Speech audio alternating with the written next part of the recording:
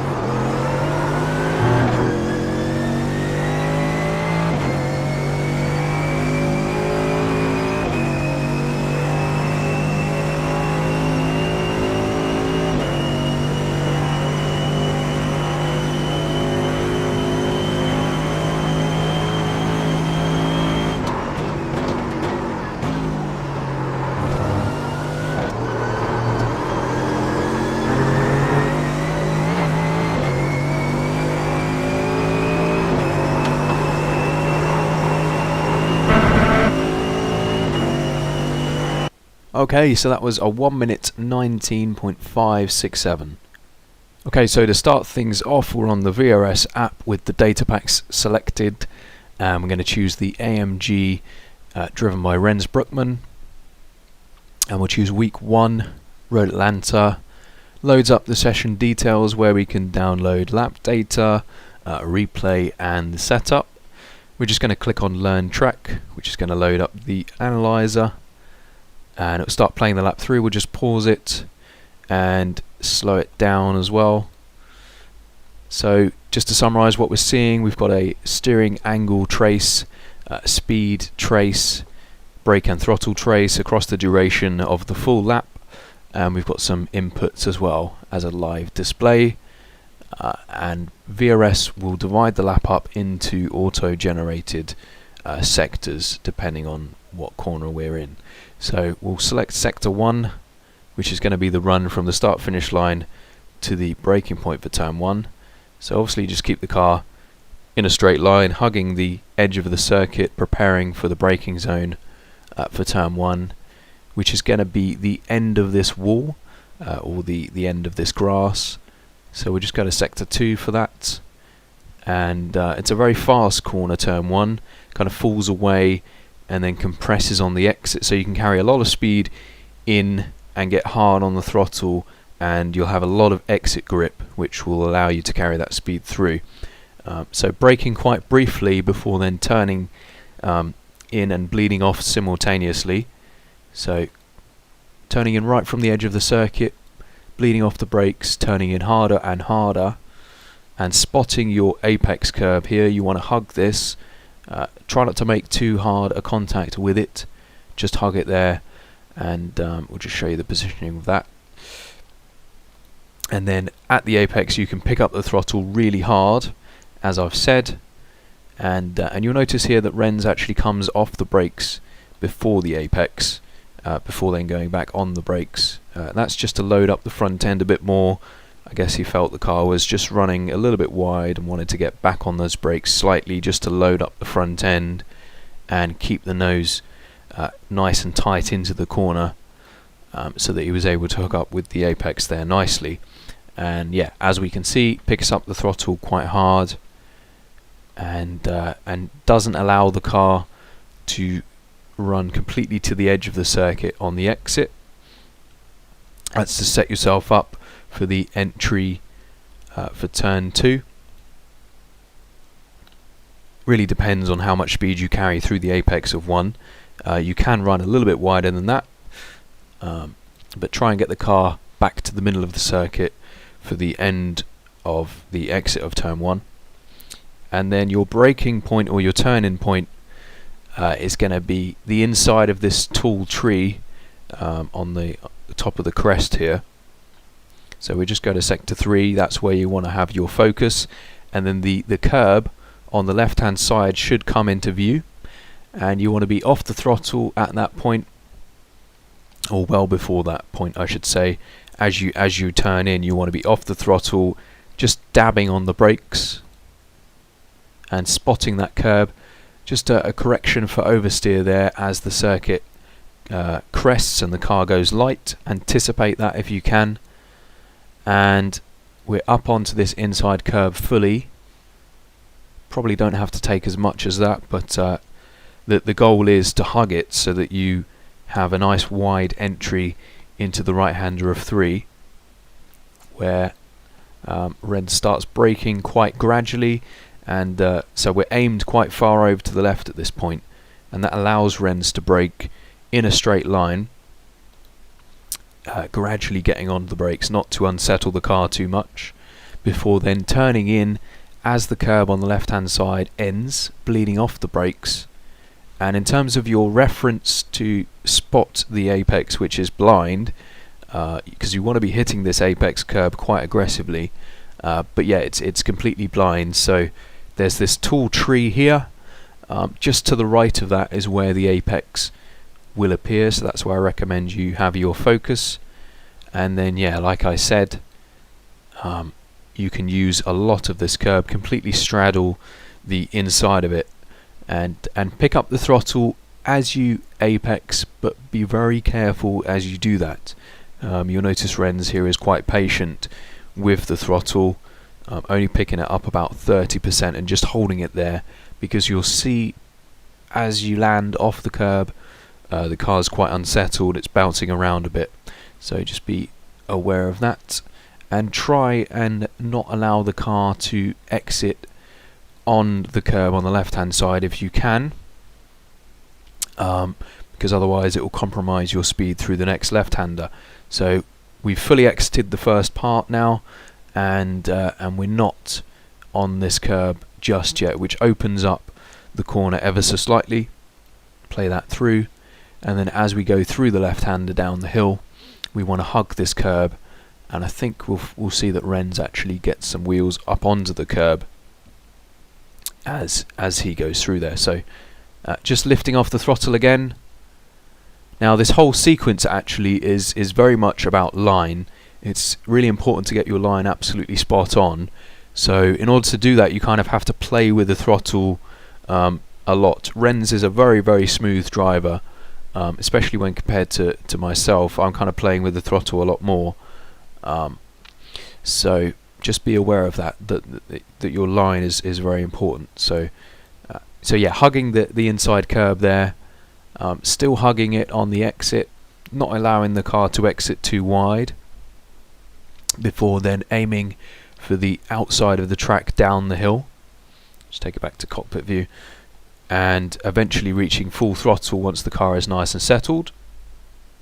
And you'll notice that Rens is already turning in as he arrives at the entry curve on the left here, but he's full throttle and he's right on the edge of the circuit, so he's opened up the S's nicely, which is very important. So we just go to sector 5, where again he's kind of playing with the throttle, lifting off, back on the throttle, lifting off again, before then arriving at full throttle sort of midway down the hill, which is allowing him to set the car up nicely so that he can actually get on the throttle as early as possible and isn't having to lift later on. So that's quite important. So it gets really close to this first inside curb down the hill, but doesn't actually make contact with it, it's just hugging it there really closely, but then does actually make contact with the next curb, which is okay as long as the car is comfortably settled and is at full throttle. If you're kind of running out of track at this point and you're having to lift out of the throttle, then you're probably going to have to lift out of the throttle even more as you run on this curb in the middle of the S's there. So we'll just see that up onto the curb there, and then aiming for the entry curb for turn 5 up the hill. It's a real roller coaster ride, this. So Rens is on the brakes actually quite early for this one, but isn't braking very hard at all. So well before he's reached the curb on the right, he's on the brakes. Still braking, just running along the curb there to open up the entry, and turning in just as the car leaves that curb. Car gets a little bit unsettled as it comes off that curb, so picking up the throttle before the apex or just at the apex, being quite careful with it, so only to about 50% at this stage at the apex, and using some of the inside curb but not too much. Just see that, and that way the car doesn't get too unsettled, waits for the car to settle completely, waits for the car to straighten, and then gets onto full throttle and opens the steering up, opens the car up, uses all of this exit curb, at least on the end of the curb, and all of the track as well on the exit there. So running now down towards turn 6, which is followed by the tight right-hander of 7, so you want to prioritise your entry speed into here more than your exit speed, so you can brake quite late, carrying a large amount of speed in. So we go to sector 7 for that. Braking quite hard initially. There's a lot of compression as you go up the hill, and that's at the 100 marker. Sorry, the 200 marker on the left here. And playing this through, you want to be turning in just at the second horizontal line. There's a final third line just before the apex. So turning in at the second, carrying a good amount of speed in, holding those brakes in to keep the front end loaded up, to keep the car rotating so that you're not getting understeer into the apex. Hooking up nicely with the apex, hugging the inside curb there, but being careful not to actually run on it, and then allowing the car to just run out onto this exit curb, where you want to be braking just after you reach it. So it's roughly halfway along the exit curb, and you want to be turning in fairly late into this next right-hander, and that's so that you can get onto the throttle really early. So just braking in a straight line initially, not turning in until just before the curb ends, down into second gear, and then Rens does actually use the apex curb here, which is why he's quite careful with the throttle, quite careful there. And then as the car leaves the curb and settles, he's straight to full throttle, opens the car up, doesn't use any of that exit curb at all actually. It can unsettle the car, but runs the car out wide for the best possible exit. So down the long straight now, just keep the steering nice and quiet, hug the inside of the track under the bridge there, and then in your own time just gradually bring the car over to the right hand side as the circuit crests and goes down the hill, spotting your braking point into the final chicane, which is going to be in between the 200 and 100 markers, probably a little bit closer to the 100 marker. Just play that through. Quite a hard braking zone, and quite a long braking zone as well. You want to be turning in roughly halfway along the entry curbing on the right here, and you can afford to use a lot of this first inside curb, bleeding off as you turn in. So we'll just show you the car positioning there. So yeah, using as much curb as you can get away with without getting a 1x penalty, and then bringing the car to the middle of the circuit, so quite tight on the exit there to open up the final right hand of the chicane, and just using the so in terms of throttle, not quite reaching full throttle to make sure that the car positioning is absolutely spot on. There's not much time to gain in between these two apexes. It's more about the entry and the exit. So off the throttle in between briefly to set up for the right hander.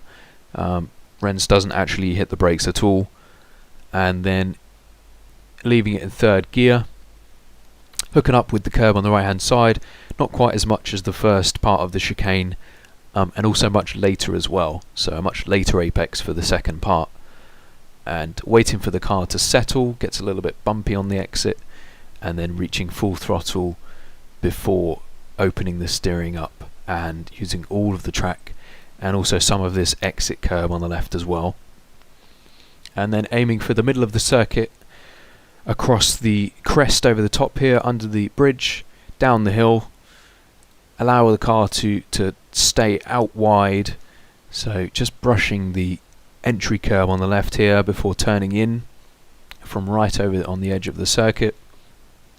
And then if you get that just right, you should be able to make it through the downhill right-hander here, absolutely flat out without lifting. And you want to be aiming for this inside curb, getting close to it but not actually making too much contact with it. That was quite nice. And then you should be able to exit the corner without running over the edge of the exit curb there to complete the lap.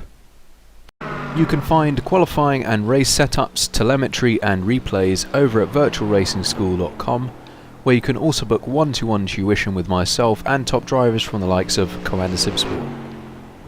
Good luck for this week, and feel free to post any questions or comments below. Thanks for watching.